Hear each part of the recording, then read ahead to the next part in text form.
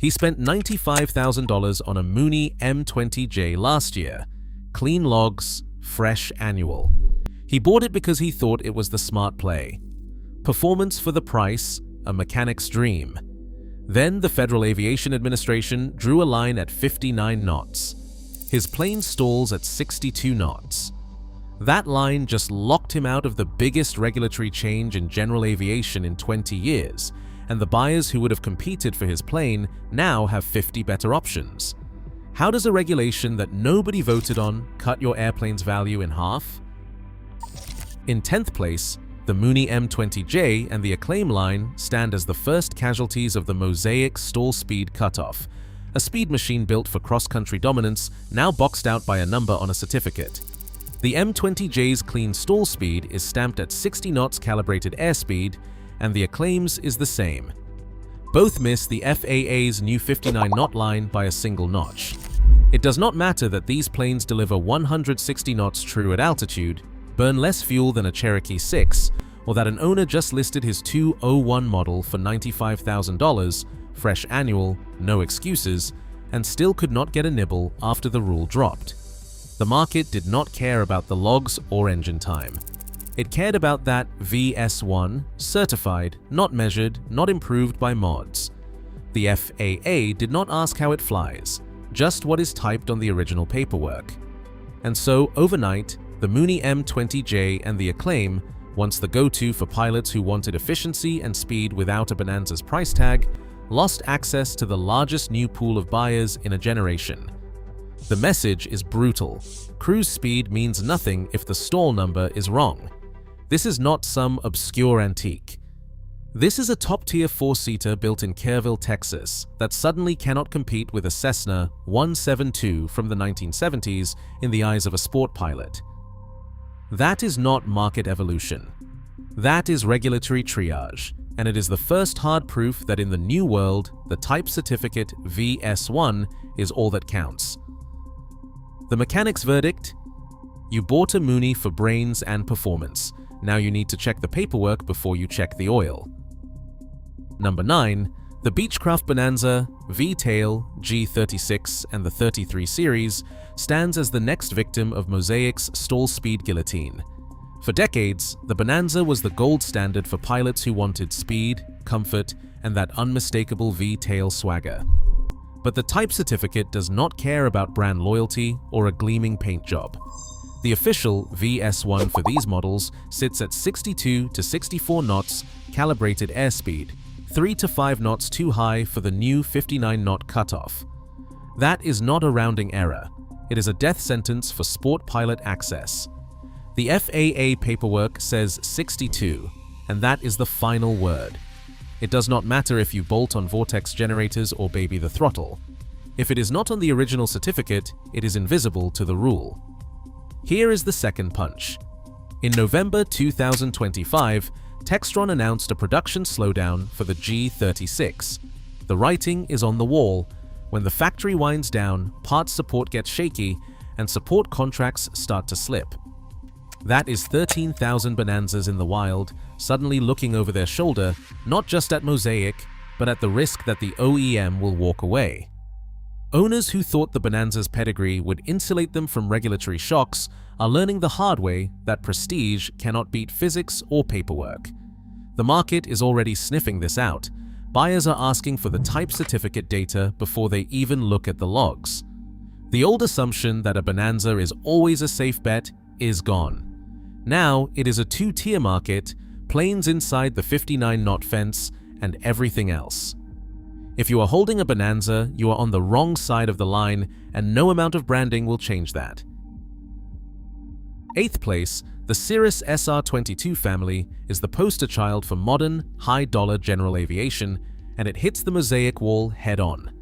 For 2 decades, the SR22 has sold the dream: glass cockpits, digital autopilots, and a parachute system that lets you walk away from disaster. Owners drop $500,000 for a G6, expecting not just style, but liquidity. But none of that flash matters when the FAA opens the rulebook. The certified clean stall speed, VS1, sits at 62 to 63 knots calibrated airspeed, depending on the exact model and year. That is 3 to 4 knots above the new 59-knot ceiling. It does not matter if you are flying a turbo G6 with every Garmin option or a first-generation SR22 with steam gauges, the paperwork says 62, and that is the end of the story. Here is the gut punch. The SR22 market has always been built on broad appeal and fast resale. Used prices soared above $500,000 for late-model G6s, with brokers promising liquid assets to any owner. Now the buyer pool is instantly sliced. Sport pilots, one of the fastest-growing segments, cannot touch it. All the money spent on avionics and composite engineering cannot buy a lower VS1. The rule does not care about real-world stall speeds, vortex generators, or what the airplane actually does in the pattern. The only number that counts is the one on the type certificate. If the SR22 cannot clear the paper barrier, what hope is there for any high-performance single? The message is brutal. The FAA just put a glass ceiling over the most advanced piston single in the world, and the market is already feeling the draft. The Piper Cherokee 235 and Dakota sit just outside the MOSAIC boundary, not because of how they fly, but because of a number typed on a certificate. Piper's December 2025 factory. Memo spells it out. VS1, the clean stall speed, is 60.8 knots calibrated airspeed. That is 1.8 knots above the FAA's 59-knot cutoff. The POH tables back it up, and every mechanic who has checked the numbers knows there is no wiggle room. No modification, no pilot trick, no aftermarket kit will erase what is printed on the paperwork.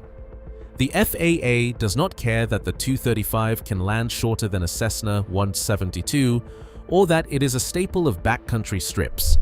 The only thing that matters is the official stall speed, and for the Cherokee 235 family, that number is 60.8. On the market, that decimal point hits hard. A well-kept Cherokee 235 or Dakota typically lists for around $120,000. These are family haulers, built by the thousands, suddenly locked out of the new sport pilot pool. Sellers watch interest vanish, not because of condition or equipment, but because of that VS1. The frustration is not just about fairness, it is about the math. When a plane misses by 1.8 knots, the rule feels arbitrary, and the impact is real. For owners, 2 knots is the difference between a plane with a future and a stranded asset. The Cessna 210 Centurion, especially the models built after 1972, sits in a regulatory limbo that is more than just a stall speed technicality. Known for its hauling power and cross-country range, the 210 should be a dream for private owners. But the type certificate datasheet lists its clean stall speed, VS1, at about 62 knots calibrated airspeed, just over the Federal Aviation Administration 59-knot cutoff. That number alone blocks sport pilot access, and the real issue is the lack of further data. When the new rule landed, Textron refused to release any additional calibrated stall speed figures, and in response to inquiries, they sent a final email that said, "Check the TCDS, that's all you get."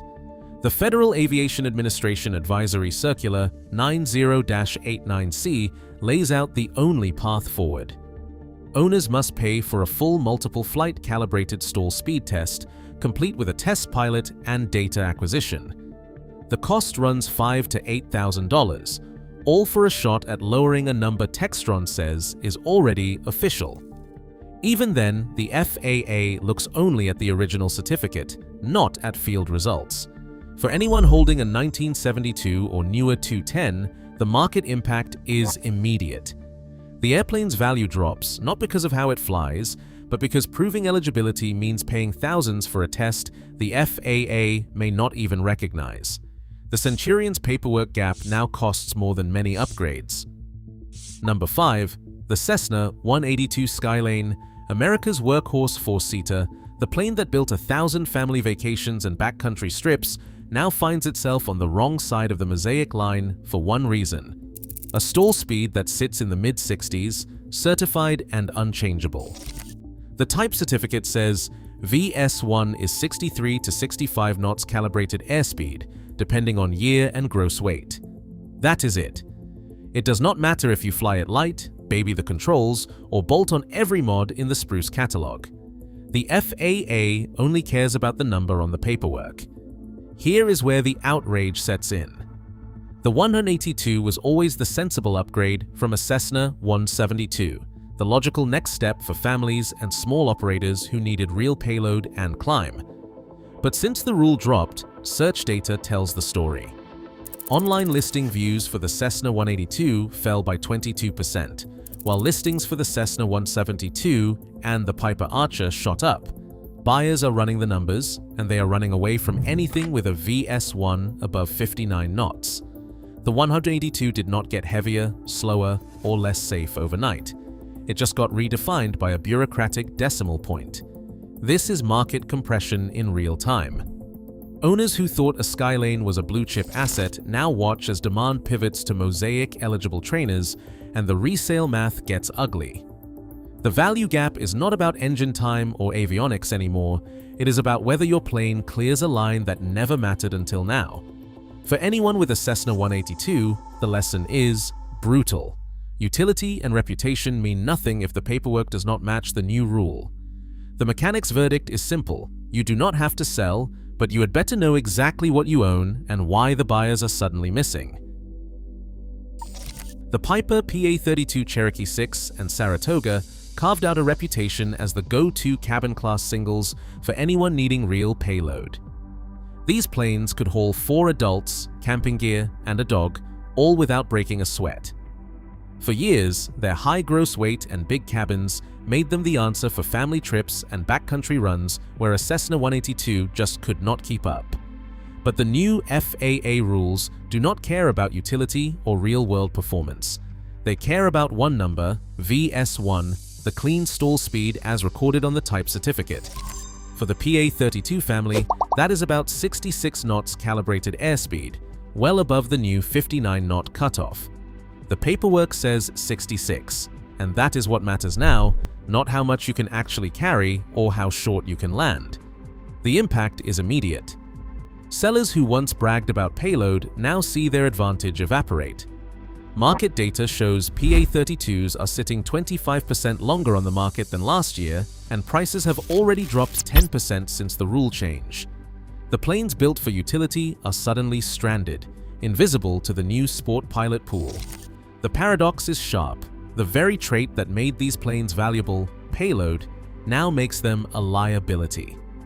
Regulation has turned the ultimate family hauler into a stranded asset, all because of a number typed into a government form decades ago. Number 3. The Piper PA-28R Arrow and Lance. This is where complexity and liability team up to hammer the owner from both sides. You want retractable gear and a constant speed prop? The Arrow gave you that, at a price most pilots could almost justify. But now, under MOSAIC, that extra complexity is a liability in 2 ways.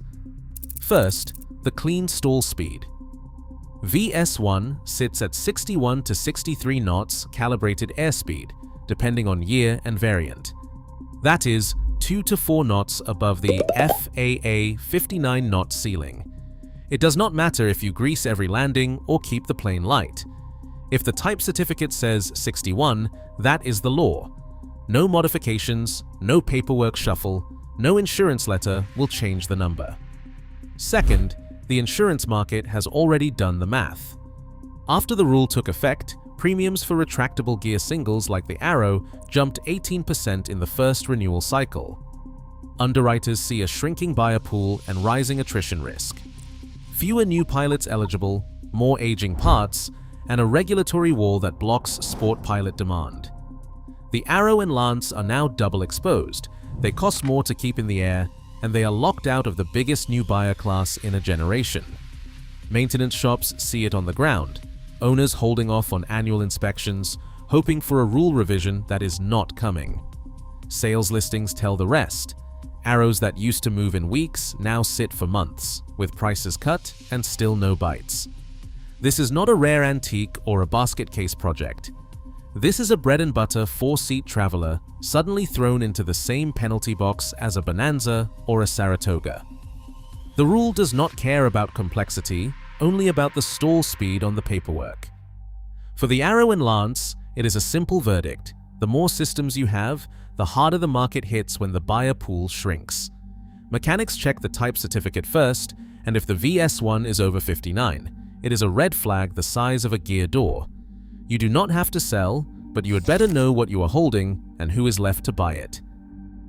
Number 2, the Beechcraft A36 Debonair, the old money Bonanza with a new name, shows what happens when the worst-case scenario is not just regulatory, but mechanical.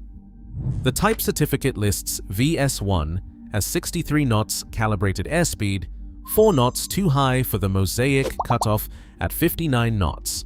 That is not a rounding error. That is the FAA saying on paper that an entire fleet of 6-seat cross-country machines is now off-limits to the fastest-growing buyer group in general aviation. But here, the wound gets salt. This is not just about a number on a certificate, it is about the slow death of support.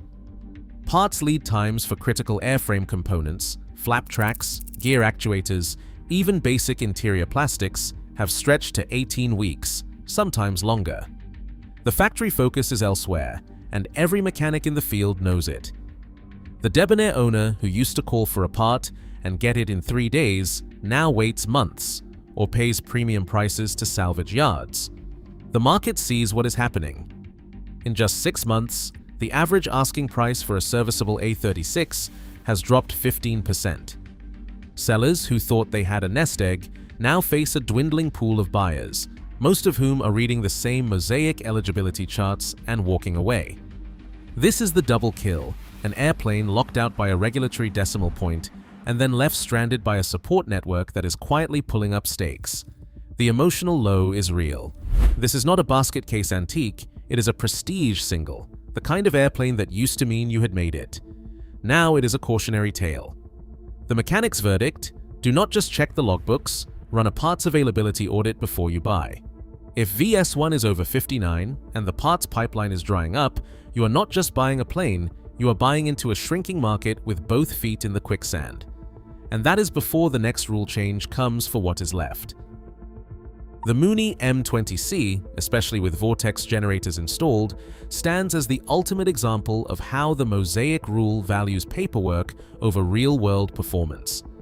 The original type certificate for the M20C, the so-called Super 21, lists a clean stall speed of 62 knots calibrated, 3 knots above the FAA new 59 knot limit for sport pilot eligibility.